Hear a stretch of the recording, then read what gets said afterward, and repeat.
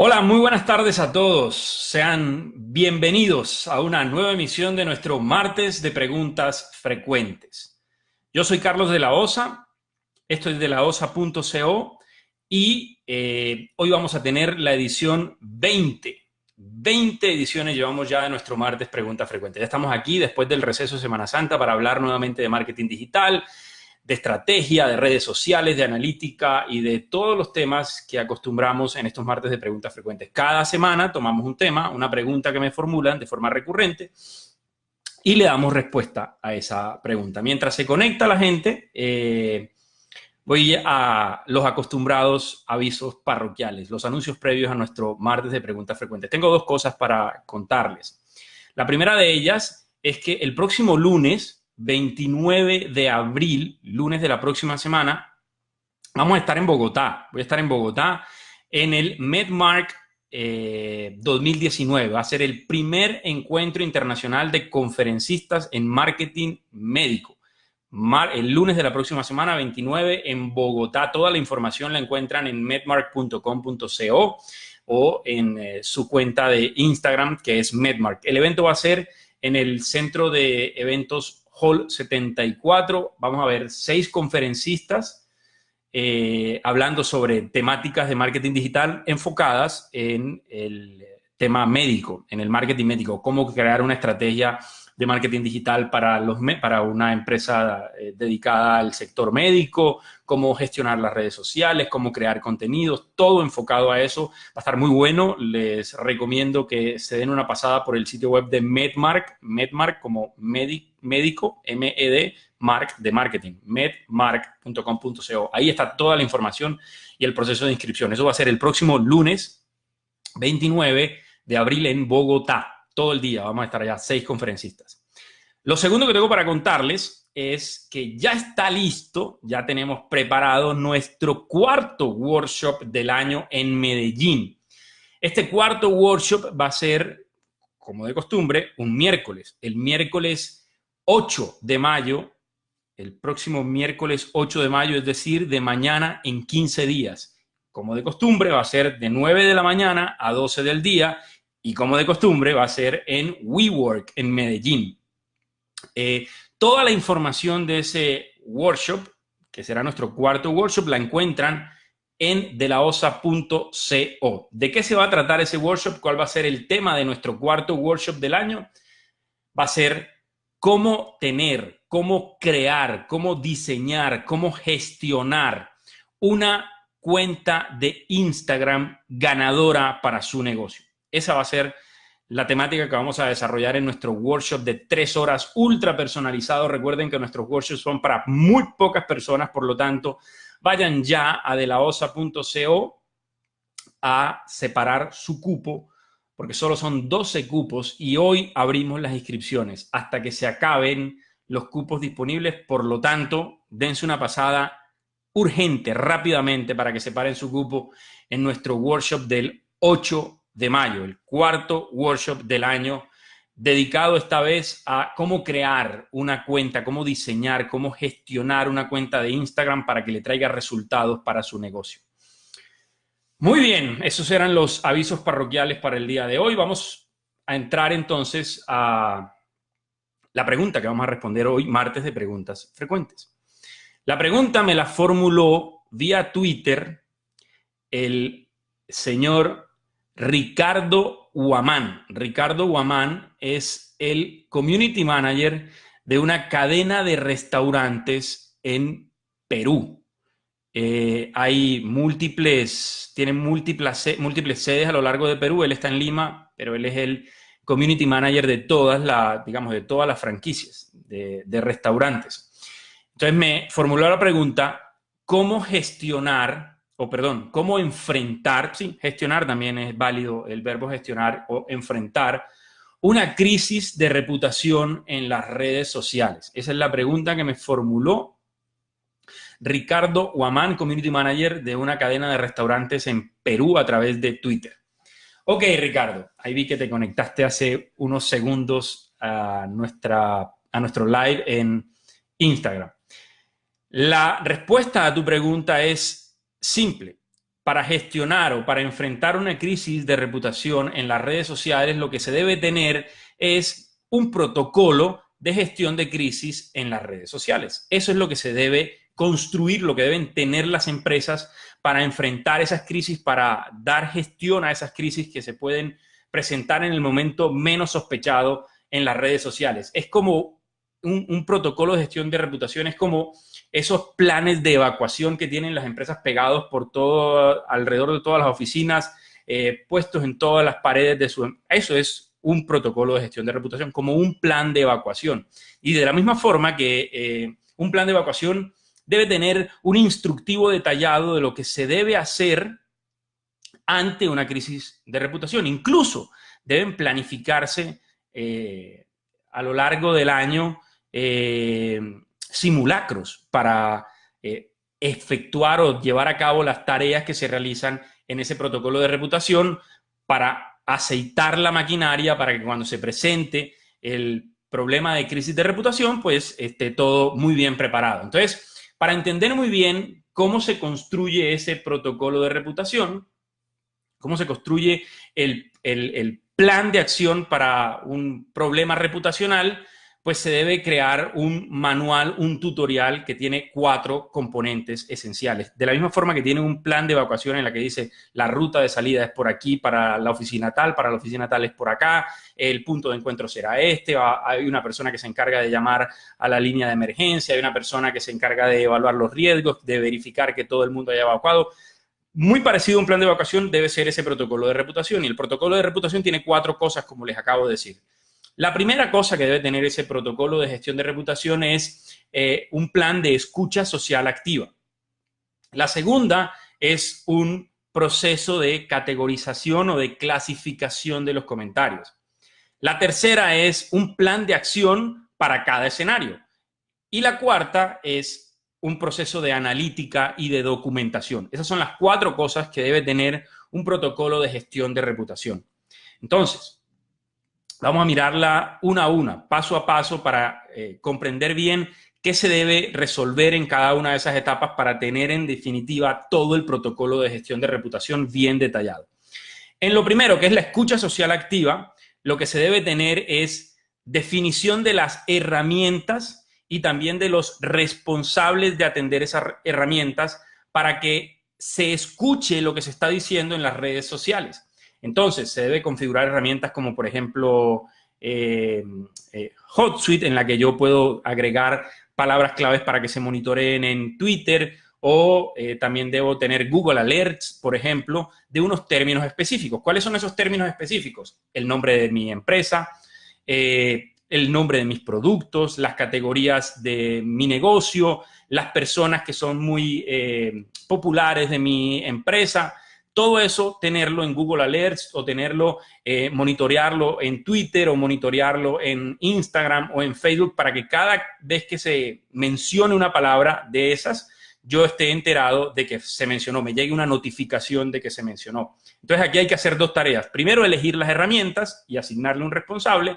Y segundo, elegir cuáles son esas palabras claves o esas palabras o esos usuarios que se van a monitorear a través de esas herramientas. Ese, digamos, que es el primer procedimiento que debe estar claro en el protocolo de gestión de reputación. Eso se llama escucha social activa.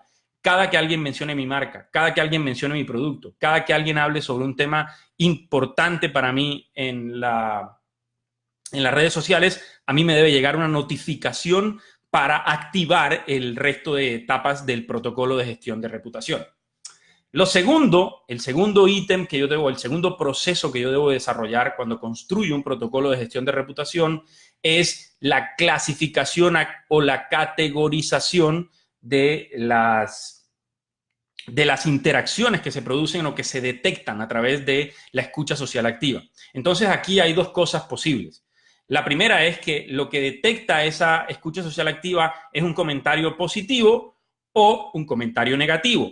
En ambos casos, en lo positivo, que sería una oportunidad, y en lo negativo, que sería una amenaza, yo debería tener un protocolo activado, un plan de acciones activado, porque cuando alguien dice algo positivo, yo lo que necesito es que la gente la mayor cantidad de gente vea ese comentario positivo. Y cuando se activa y cuando se produce un comentario negativo, lo que debo hacer es responder frente a ese comentario, darle solución a ese comentario negativo. Entonces, en el proceso de categorización existen dos posibilidades, o positivo o negativo. Ahora bien, dentro de cada uno de ellos, dentro de lo positivo y de lo negativo, yo puedo categorizar de acuerdo al nivel de oportunidad o al nivel de amenaza. En oportunidad alta, oportunidad normal, oportunidad baja, o amenaza alta, amenaza normal o amenaza baja. Entonces, lo que se construye con este proceso de categorización son 6 escenarios posibles. Un escenario de oportunidad alta, de oportunidad normal o de oportunidad baja, un escenario de amenaza alta, amenaza normal o amenaza baja. Ahora, ¿cómo se determina si es una oportunidad alta o si es una amenaza alta o si es una oportunidad baja o si es una amenaza baja? Básicamente, observando 3 variables y confrontando el comentario a partir de esas 3 variables. El comentario que detectó o que se detectó en escucha social activa. ¿Cuáles son esas variables? La primera de esas variables es el apoyo social que tiene ese comentario. Entonces, si es un comentario positivo, un ejemplo, me encantan los martes de preguntas frecuentes, que alguien lo haga en Twitter y ese comentario positivo tiene 50 likes o 1000 likes o 10,000 likes, ese apoyo social deberá determinar si mi comentario es alto, medio o bajo. Yo tengo simplemente que crear un estándar. Cuando esté por debajo de tantos likes, es bajo. Cuando esté en este rango, es normal. Y cuando esté por encima, es alto. Simplemente para que tengan un punto de partida. Fíjense cuántos seguidores tienen ustedes. Si, por ejemplo, yo tengo 1000 likes y el comentario tiene, no sé, el 1% de mi cantidad de likes, eso lo considero un comentario bajo. Si está entre el 1 y el 2%, lo considero un comentario normal. Y si está entre más del 2%, yo lo puedo considerar un comentario alto. Pero eso será totalmente subjetivo. Ustedes tienen que establecer esas reglas en el protocolo. Simplemente van a validar el comentario primero a partir de ese apoyo social para determinar si es alto, medio o bajo, o alto, normal y bajo. La segunda variable que hay que evaluar es quién emite el comentario. Porque no es lo mismo que un comentario lo emita Shakira, por ejemplo, a que lo emita yo. El impacto social que tiene un comentario de un influenciador, perdón, es mucho más atractivo que el impacto que tiene una persona del común. Entonces, la segunda variable, porque puede que el comentario no tenga mucho apoyo social, pero que sea originado por un influenciador. Entonces, si es generado por un influenciador, debería categorizarse de inmediato como un impacto alto, una oportunidad alta o una amenaza alta. Y la tercera variable que yo voy a evaluar es la vulnerabilidad de ese comentario.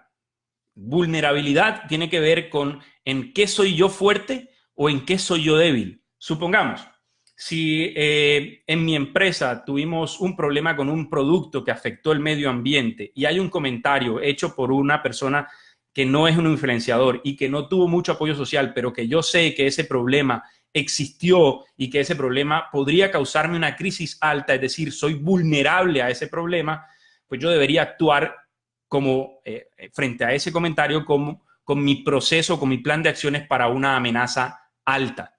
Entonces, lo que les estoy planteando aquí es, primero que uno debe hacer una escucha social activa. Ahí voy a detectar un comentario. Cuando llegue ese comentario, el siguiente paso es la categorización, que es el que estamos explicando en ese momento. Y esa categorización es primero por positivo o negativo y después de que identifique si es positivo o negativo, lo puedo categorizar en alto, oportunidad alta, normal o baja, amenaza alta, normal o baja. Esos son los 6 escenarios y determinaré si es alto, normal o bajo en oportunidad o en amenaza dependiendo de esas 3 variables: del apoyo social, de quien emite el comentario y de la vulnerabilidad. Muy bien, el tercer proceso de un protocolo, ya identifiqué el comentario, ya lo categoricé, ya definí que es, por ejemplo, una amenaza alta. Esa amenaza alta debe activar un plan de acciones, como el plan de evacuaciones. Para cada uno de los escenarios, es decir, para la amenaza alta, para la amenaza normal y para la amenaza baja, para la oportunidad alta, la oportunidad normal y la oportunidad baja, yo debo tener un plan de acción. Es decir, que debo tener 6 planes de acción. ¿Qué debo decir en esos planes de acciones o qué debo preparar en esos planes de acciones? Primero, ¿quién toma la decisión de acción en cada uno de los escenarios? Entonces, por ejemplo, en una amenaza alta, yo debo citar a un comité de crisis en el que participe el área de comunicación, el área de marketing, el área de producto y el área administrativa. Pero en un bajo, quien decida o quien toma las decisiones en una amenaza baja es simplemente el community manager. Entonces, lo primero que debe haber en ese plan de acción es quién toma las decisiones. Lo segundo es cómo se responde. Se responde de forma privada, se responde abierto al público, se emite un comunicado a toda la opinión, se publica en todas las redes sociales o se publica solamente en la red social donde se generó el comentario. Esa es la segunda cosa que debe responderse en el plan de acción frente a cada uno de los escenarios.